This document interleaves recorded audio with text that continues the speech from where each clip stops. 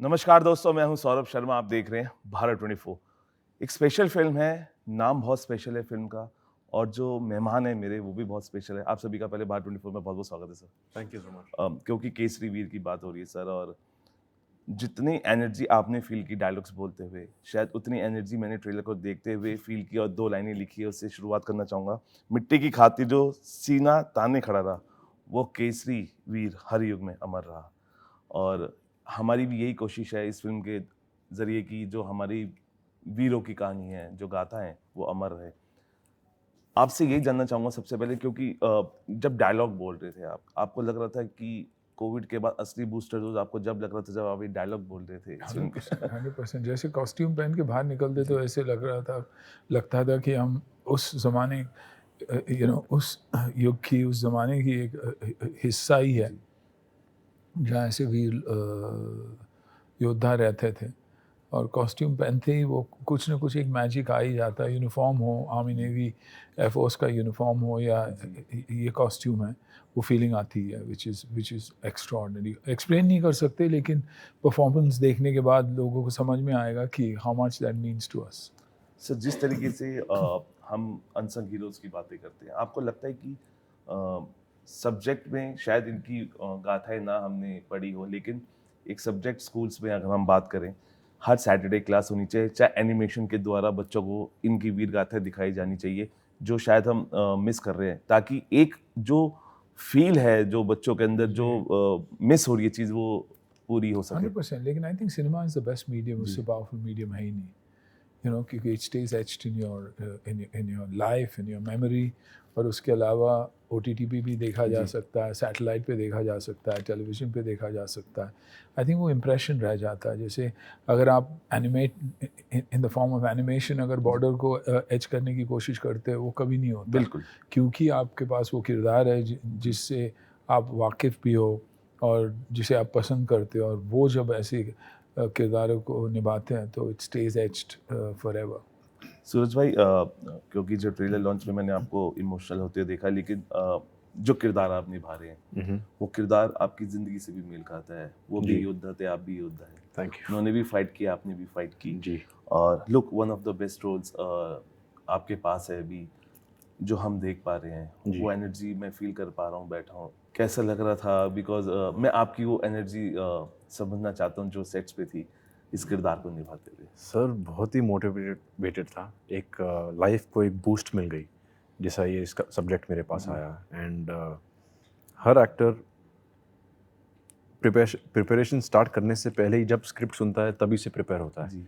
When I start liking, I mean every actor when they start liking the film they start living it, and वो आपके DNA में कहाँ-कहाँ घुसते रहता है until you get on set. Am I right? क्या? So sir was very motivated, और इतने बड़े लोगों के साथ काम करने का मौका मिला तो एक्सट्रीमली ग्रेटफुल एंड हैप्पी। क्योंकि जिन योद्धा की हम बात कर रहे हैं, he was just 16 years old, 16 साल के थे, एंड ही वाज मैरिड। फिर भी उन्होंने अपने देश के लिए चीज़ों का क्या क्या कंडीशंस उस समय रही होंगी, ये नहीं पता, लेकिन अ, इस वक्त जो चीज़ें हैं, वो कंडीशंस हम देख रहे हैं, लगता है कि ये हम सबको एक योद्धा होना चाहिए। सर हम सब में कहाँ ना कहाँ एक योद्धा तो छुपा हुआ है ही, जी। भले वो आदमी हो या औरत। जी। जैसे मैं हमेशा कहता हूँ कि मेरे पूरे फैमिली में बल्कि मैं काफ़ी फिट हूँ, स्ट्रांग हूँ, मेरे फादर फिट है, स्ट्रांग है, जी। पर योद्धा मेरी माँ है। जी। तो एक सिर्फ लड़ना भी एक एक वीरता की बात नहीं होती है। एक सैक्रिफाइस करना भी जी। वीरता की बात होती है। जो आकांक्षा का जो रोल है हमारे फिल्म में, जो वहाँ के औरतें थे, जी। उन्होंने भले ही तलवार नहीं उठाई और लड़ने नहीं गए, पर सैक्रिफाइस उन्होंने बहुत ज़्यादा किया है। तो this film is about sacrifice, this film is about unity. हर एक में योद्धा है। आकांक्षा, मैजिक हैपेंस, ये आपको समझ आया, इस फिल्म का किरदार मिला, क्योंकि when I was scrolling your social media, वहाँ पे छोटा सा त्रिशूल आपने बनाया हुआ है, जी, and you are a devotee of Shiva also, and जी। लुक, और ये कहानी भी वहीं से जन्मी है, तो लगता है कि इस मैजिक हैपेंस। मेरी पूरी लाइफ ही मैजिक और मैनिफेस्टेशन पे जी। डिपेंड आई थिंक सबकी करती है। जी।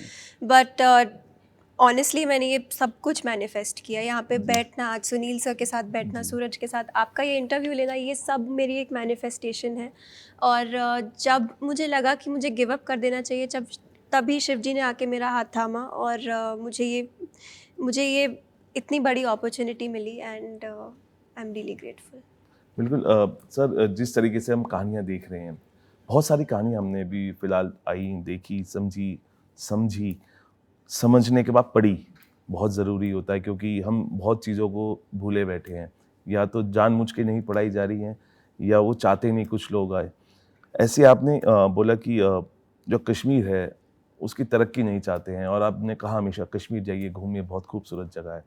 ऐसे आपको लगता है कि ये कहानियाँ भी कुछ लोग ऐसी कहानियाँ नहीं चाहते कि सामने आए, पढ़ी जाए? नहीं, देखिए, आई थिंक कौन चाहता और किसी के चाहने और न चाहने से कुछ नहीं हो सकता। अगर हम चाहे कि हम ऐसी कहानियों को नरेट करना चाहेंगे अपने यूथ को इंस्पायर करने के लिए, तो वो कहानियाँ बोलनी ज़रूरी भी बहुत है। आज कश्मीर को भी लेके देखिए कि डर का माहौल फैलाने की कोशिश कर रहे हैं और कुछ नहीं। ये चाहते कि कश्मीर कोई ना जाए तो बैकवर्ड रह जाए। ऐसे हो नहीं सकता, क्योंकि हमारे कश्मीरी लोग वहाँ रहते हैं और हमारे कश्मीरी पंडित जो वहाँ से निकाले गए हैं, जो वापस जाना चाहते हैं। माहौल ऐसा होना चाहिए कि पहले की तरह अमन से एक साथ जी के सभी को मौका मिलना चाहिए अपने जगहों में रहने का। और इसीलिए मैं जब भी कहता हूँ कि हमें कश्मीर जाना चाहिए, हमें यूनाइटेड रहना चाहिए, और उन्हें फाइट करने का तरीका एक ही है, यूनाइटेड रहना, और not to spread hatred and fear. और अगर वो हो जाए तो बहुत बड़ी अचीवमेंट है हमारे लिए, वो वॉर जीतने जैसा ही है। यूनाइटेड रहना, ना घबराना, वापस इलाकों में जाना, शूट करना, ट्रेड का वापस शुरू होना, हमारे पंडित भाई वापस वहाँ जाकर एस्टैब्लिश होना। आई थिंक वही सब तो इंडिया की ब्यूटी है। सूरज भाई, कभी कश्मीर घूमने का मौका मिला? हाँ, मैं तो काफ़ी बार गया हूँ। कैसे एक्सपीरियंस रहा? वेरी ब्यूटीफुल, वहाँ के लोग भी बहुत अच्छे हैं। मेरे काफ़ी दोस्त हैं कश्मीरी, एंड इट्स जो जन्नत बोलते हैं वही है वो। It's amazing. आकांक्षा, आपका घूमना हो कभी कश्मीर? मैं एक बार बहुत शॉर्ट ट्रिप थी, मैं शूट करने के लिए गई थी, तो उस टाइम पे बहुत ठंडी ठंडी हवाएं चल रही थी and it was like a Bollywood dream coming true for me, because I was wearing a sari and I was having my moment, so I really enjoyed. अच्छा, ठंडी हवाओं के साथ आपने 45 डिग्री में भी एक गाना शूट किया है, और कहते हैं ना, खून मेहनत का पसीना, ब्लड दिख रहा है, पसीना आपने बहाया है। वो गाने के बारे में कुछ हाईलाइट, क्योंकि किस तरह के टेम्परेचर में आसान नहीं होती हैं चीज़ें, और जो चीज़ आसान नहीं होती जो आप करते हैं उन्हें पता भी चलनी चाहिए हमारे जो ऑडियंस है। उस can you throw some highlight, किस तरीके से शूट हुआ, क्या टेम्परेचर था? I think Suraj and I both shot the song together, Dholida की आप ढोलीडा, बात कर रहे जी। हैं। गर्मी बहुत थी, बट एक बात तो है, ये पूरी फिल्म शूट करते वक्त हम सब में बहुत ज़्यादा जज्बा था। हमने जितने भी चैलेंजेस आए, जो भी था, हम सब वो सब भूल जाते थे and we just became the characters. Because हम शुरू ही करते थे हर हर महादेव बोल के, हम एंड करते थे हर हर महादेव बोल के। तो सेट पे सारी वाइब्रेशंस इतनी ज़्यादा स्ट्रॉन्ग थी, और हर कोई, चाहे वो स्पॉट बॉय से लेके everybody in the team worked really hard to make this film, and yeah. Sir, अभी डायरेक्टर्स और प्रोड्यूसर्स ने एक और डिसीजन लिया कि ये फिल्म हम रिलीज़ नहीं करेंगे पाकिस्तान में, और बहुत सारी चीज़ सिनेरियो को हम देख रहे हैं, लगता है कि this is the time united we stand, और ये वक्त भी है, और क्योंकि अगर पॉजिटिव चीज़ें आती हैं कहीं से तो पॉजिटिव चीज़ें फैलानी भी चाहिए। हम बहुत नेगेटिव चीज़ें कई बार हो जाती है। I think unity, it shows unity, लेकिन प्रोड्यूसर ने ऐसी फिल्म बनाने की सोची, वो सबसे बड़ी पॉजिटिव बात है। ये ऐसी स्टोरी नरेट करना चाहते तो वो बड़ी बात है। सोच के ये चले थे कि फिल्म बनेगी तो इंडियन यूथ इंस्पायर होगा, ये सोच के नहीं चले थे कि हम पाकिस्तान में बैन करेंगे।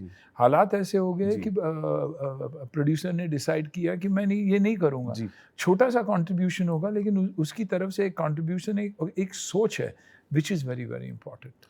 सूरज भाई, आपने कहा कि आप एक ऐसी फिल्म करना चाहते हैं जिससे सम्मान मिले। मुझे लगता है आपने हर फिल्म में जिस किरदार को निभाया है उससे सम्मान ही मिला है, लेकिन इस किरदार को लेके कितना आपने अपने आप को, कहते हैं ना कि जब एक किरदार आप जब निभाते तो उस किरदार के साथ आप जीते हैं, इस किरदार को आपने ऑन सेट से अलग जवाब दिया, कितना जी रहे थे उस किरदार को? सर, असलियत में तो मैं इनके जैसा बनने की कोशिश कर रहा हूँ, और मैं चाहता हूँ कि इनके जो पॉजिटिव, ये हमेशा अपने फैमिली के साथ, अपने लोगों के साथ हमेशा सही के लिए लड़े हैं, और मैं चाहता हूँ कि मैं ये एटलीस्ट रख लूँ इनकी क्वालिटीज़ मेरे लाइफ में, ताकि मैं फ्यूचर में अपनी फैमिली को सिखा पाऊँ ये चीज़। रेस्ट सर, आप फिल्म देखो, मैं चाहता हूँ कि आप भी कुछ अच्छा लेके जाए ये फिल्म से। ये फिल्म इज़ आपको दिख रही है कि ये एक्शन फिल्म है, but it's not only action film, it is a story which is deeply emotional. तो काश और मैं चाहता हूँ कि आपको ये फिल्म अच्छी लगे। बिल्कुल नहीं, बिल्कुल ट्रेलर ने सब कुछ बोल दिया है। और देखिए, जिसकी बात होती है ना सर, उसी में बात होती है। और जो इसकी बात हो रही है हम उसको देखेंगे 23 तारीख को। जी। सर आखिरी 2 सवाल, जिस कंटेंट की हम बात कर रहे हैं सर अभी, बहुत कंटेंट ऐसा भी आया जिसे पसंद किया गया, चीज़ नहीं किया गया, लेकिन ऐसी फिल्में जब आती हैं रूटेड, मैं सर कह रहा हूँ, क्या आपको लगता है कि हम अभी फ़िलहाल अपनी रूट से कहीं न कहीं भटकाव की तरफ हैं, इसलिए चीज़ों को पसंद, कंटेंट को पसंद नहीं किया जा रहा है? नहीं, ऐसे नहीं है। इवॉल्विंग टाइम्स है, लोग अलग-अलग जी। सोच के साथ चलते हैं। अब आजकल जी। स्त्री के बाद भूत-प्रेत की कहानियाँ बहुत चल रही है, तो लोगों को लगता है कि कहीं न कहीं कमर्शियल फ़िल्में कमर्शियल भी बनती है। ऐसी फ़िल्में बनाना मुश्किल बहुत है। बिल्कुल। प्रोड्यूसर को गट्स चाहिए, डायरेक्टर को नॉलेज चाहिए। Director has to be an educated man.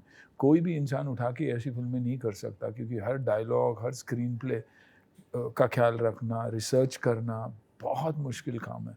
इसलिए वॉर बेस्ड फ़िल्म्स और ऐसी फ़िल्में बनाने के लिए लोग कतराते हैं, क्योंकि 1 मुश्किल काम है, 2 अगर कोई भी जी। गलती हो जाएगी तो कोई उन्हें छोड़ेगा नहीं। तो you have to be very knowledgeable and passionate about this. और हमारे प्रोड्यूसर ऐसे ही एक इंसान है जिसकी वाइफ़ चाहती थी हमेशा, before she died she told him कि फ़िल्म बनाओगे तो सोमनाथ जी के ऊपर एक कहानी ज़रूर बनाना, and that is why he is made this film. तो एक रीज़न जब स्ट्रॉन्ग होता जी, है बिल्कुल। तो ऐसी फ़िल्में बनती है, वरना हम भी चाहेंगे कि रोज़-रोज़ ऐसी ही फ़िल्में करें, क्योंकि कहीं न कहीं आपके ऑडियंस को जो जो चाहिए वो यही है। वो जानना चाहते हैं कि हमारी हिस्ट्री क्या है, हम कौन हैं, बिल्कुल। हम कहाँ से आए थे, हुआ क्या था हमारे मंदिरों को, और जो आज इतना विवाद हो रहा है इसके बारे में हुआ क्या, तो वो सच्चाई जानना चाहते हैं और कुछ नहीं। आखिरी सवाल, आकांक्षा, क्योंकि सॉफ्टवेयर इंजीनियरिंग आप करना चाह रहे थे, वो छोड़ी, कुर्बानियाँ दी इंजीनियरिंग के लिए भी। लेकिन जब ट्रेलर देख के फादर की आँखें नम थी और भाई वीडियो बना रहा था, आपकी क्या फीलिंग्स थी? एक्चुअली मैंने आर्किटेक्चर की जी, पढ़ाई आर्ट, करी है, बिल्कुल। बट मेरे डैड हमेशा से चाहते थे कि मैं इंजीनियर बनूं। जी। मेरे घर में सब आईआईटीएंस, जी। डॉक्टर्स, इस तरह का माहौल है, और कोई भी एक्टिंग से सब लोग बहुत दूर दूर हैं। जी। बट पापा के लिए मुझे बॉम्बे अकेले भेजना ही एक बहुत बड़ी बात थी। He is a very protective father, he is always been, वो इतना भी टॉलरेट नहीं कर सकते थे कि मैं घर से एक स्टेप भी बाहर रखूं, because like he just wanted to keep me with him all the time. And for him to, it's a sacrifice he made, right, मुझे इतने सालों तक दूर रखना, but he's one, I've realized that fathers usually don't express and they are very emotional. So my father, when he saw the trailer, he obviously got really emotional, and again he didn't want to show it, and my brother happened to capture that moment. And yeah, I think it's one of the most beautiful things ever. That day I felt like I've achieved something. Definitely. और हमसे बात करने की शुक्रिया। जाते-जाते सिर्फ एक ही line में मैं अपना जो इंटरव्यू समाप्त करना चाहूँगा।